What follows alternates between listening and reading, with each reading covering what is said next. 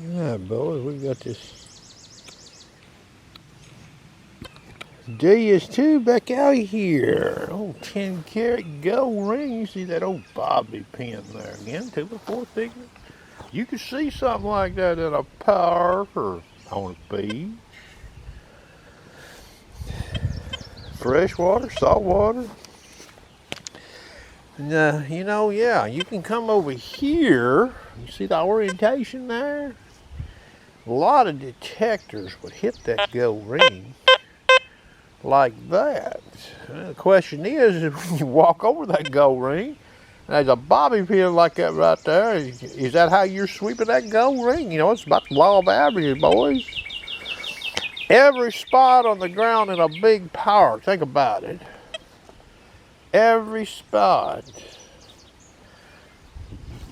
I guess you could pivot around every iron tone signal in a park. Might do you some good, but you know how many iron tone signals are in a park? I couldn't tell you. Or on a beach or something, anywhere really. Well, anyway, this is the DS1 version 1.10. The disc is at 6.1. Okay? And I've got this frequency of this machine at 15.6. This is a 9-inch call. Now, I've got the silencer currently on this machine at 0.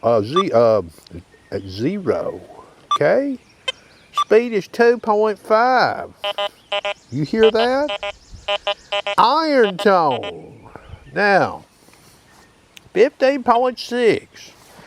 So if now I don't know this for a fact, but if I had a White's MXT, if I had a Garrett AT Pro, a Garrett AT Max, and I swept over that just like that right there, in all likelihood, I would almost venture a guess I would get iron tone, okay? Now I can run this machine a little lower in the frequency. Let's see here. There's 13.8 kilohertz. You know, lowering that frequency from what I showed here first is not going to help that situation.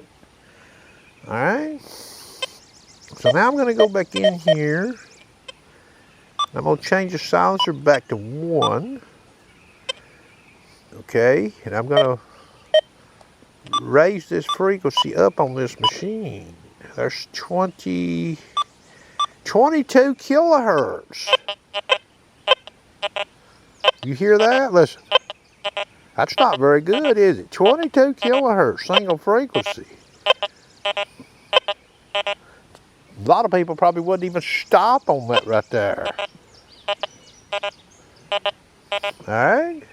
Now, that's speed 2.5. I'm going straight to deep high conductor. Now, it's got a disc of 7.6. Okay? Speed is 2.5.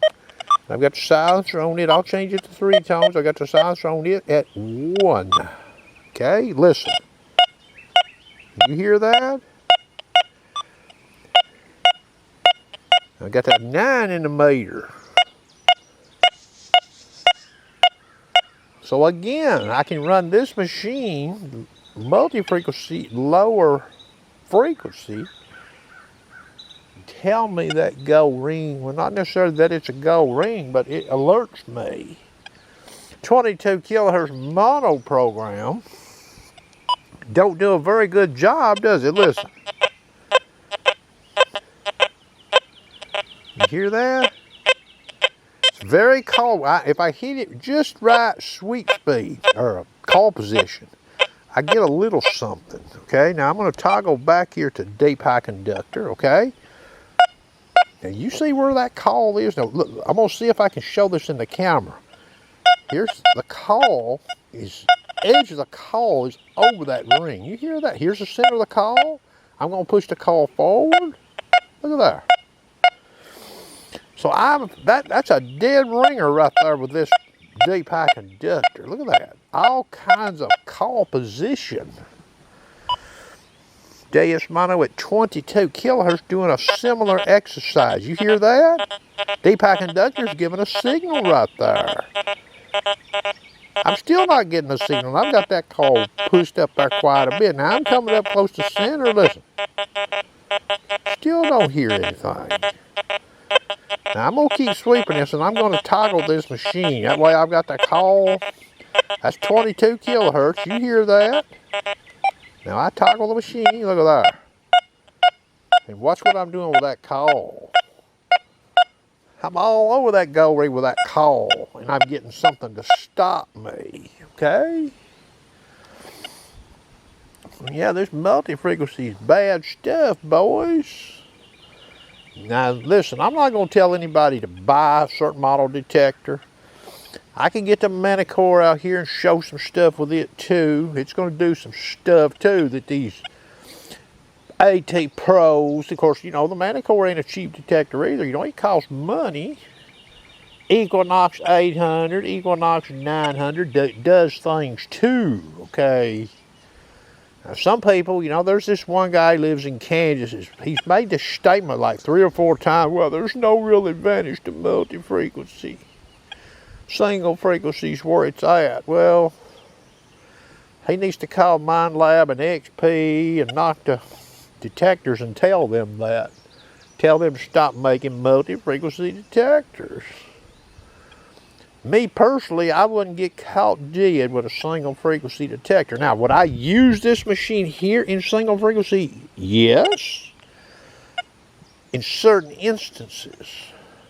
But I have a dual purpose here with this machine. I can run multi-frequency or I can run single frequency. I can do that also on some of the latest other models released by other manufacturers too.